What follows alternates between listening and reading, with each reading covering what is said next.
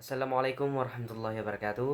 Nama saya Khairul Azmi AR dari Sistem Informasi Lighting 21 ingin memaparkan sedikit tentang SPK, yaitu Sistem Penunjang Keputusan di luar lingkup kegiatan sehari-hari. Mata kuliah ini adalah mata kuliah semester 6 bersama Ibu Desita. Baik, akan saya paparkan mengenai SPK dalam kehidupan sehari-hari. Untuk contoh dalam kehidupan sehari-hari mengenai sistem penunjang keputusan, sering sekali kita jumpai, yaitu seperti penggunaan sistem GPS, yang mana penggunaan sistem pada GPS ini menggunakan sistem penunjang keputusan dalam memberikan analisa antara satu titik ke titik yang lain, antara satu titik dengan titik yang lain. Yang tercantum pada GPS ini hanyalah untuk membandingkan seberapa jauh antara jarak A dengan jarak B yang dapat kita tempuh, antara jarak A dan jarak B yang akan kita tempuh. Dan saat ini juga penggunaan sistem penunjang keputusan dalam kehidupan sehari-hari pada penggunaan GPS ini sangat banyak sekali membantu kita dalam menghindari yang namanya lalu lintas, kemacetan panjang, sehingga penggunaan GPS bersistem penunjang keputusan ini akan lebih memberikan laporan secara real time. Selain dari penggunaan GPS, contoh lainnya itu juga ada seperti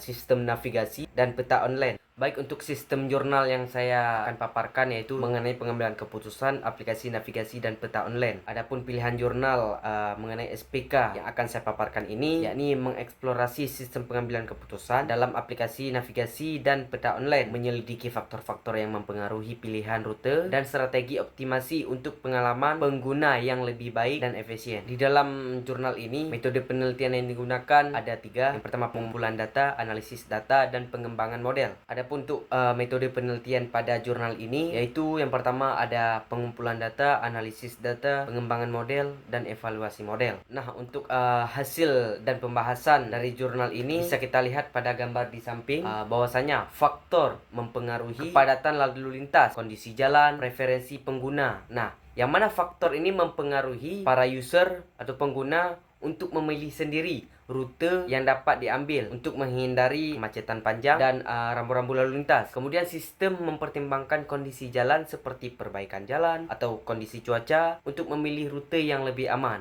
Adapun untuk analisanya di sini, sistem pengambilan keputusan ini yang pertama itu menginput data, yang mana proses penginputan data tentang kondisi lalu lintas, kondisi jalan, dan preferensi pengguna diterima oleh sistem sendiri. Kemudian pemrosesan data, yang mana pada suatu proses ini sistem memproses data menggunakan algoritma rute terpendek dan strategi optimasi untuk menghasilkan pilihan rute. Kemudian yang terakhir ada keluaran, yaitu sistem penghasilan rute yang optimal, informasi lalu lintas, dan petunjuk arah untuk pengguna. Adapun untuk implikasi atau penerapannya itu sendiri memberikan pengalaman pada pengguna agar memberikan kesan yang lebih baik, karena sistem pengambilan keputusan yang canggih meningkatkan pengalaman pengguna dengan memberikan rute yang efisien dan juga akurat. Kemudian pengurangan kemacetan lalu lintas, kemudian juga dari segi efisiensi waktu dan bahan bakar yang dihabiskan oleh user itu sendiri. Dengan adanya sistem ini, kita sebagai pengguna atau pemakai jasa teknologi sistem informasi akan lebih mempermudah dalam kegiatan kita sehari-hari, termasuk dalam penggunaan navigasi dan peta online yang memberikan implikasi praktis yang lebih efisien dan real time.